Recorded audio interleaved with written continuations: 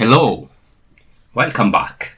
This is our first lecture on database normalization. In this video, we will discuss about database normalization, unnormalized table, different stages of normalization, and converting unnormalized table to first normal.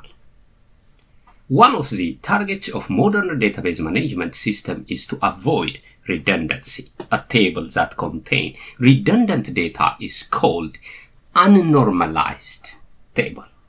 Wherever there is redundant data in the database, it will lead to anomalies, which is the cause for data inconsistency. To avoid data inconsistency, we need to apply database normalization. So, what is database normalization? Database normalization is a process of successively reducing relations with anomalies to produce smaller, well-structured, and stable relations, or simply tables. Data redundancy can cause the following anomalies: insertion anomaly, deletion anomaly, modification anomaly. As you observed, the anomalies are descriptive. Next, we will discuss about the steps in normalization. Normalization can be accomplished in stages. Each stage corresponds to a normal form.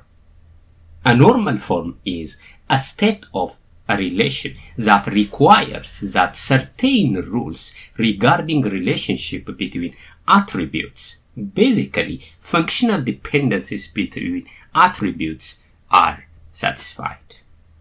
There are different stages of normalization.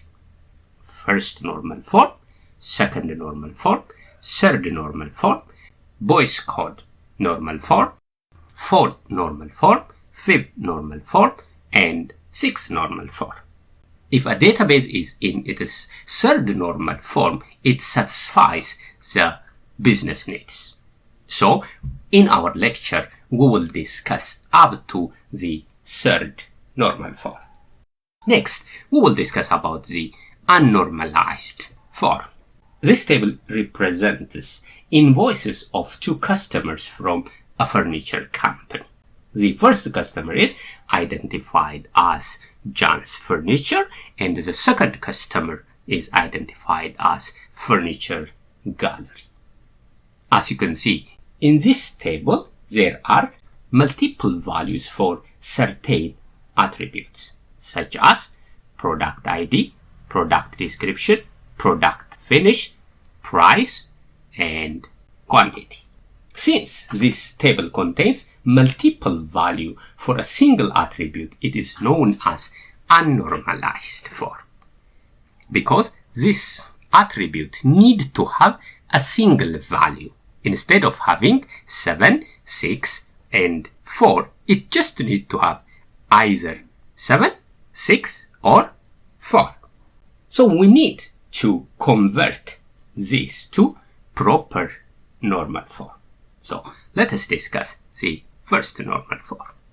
First normal form.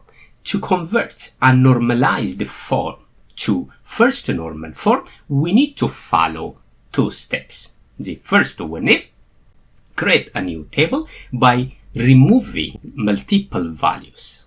It means there must be only one value for every attribute in a row.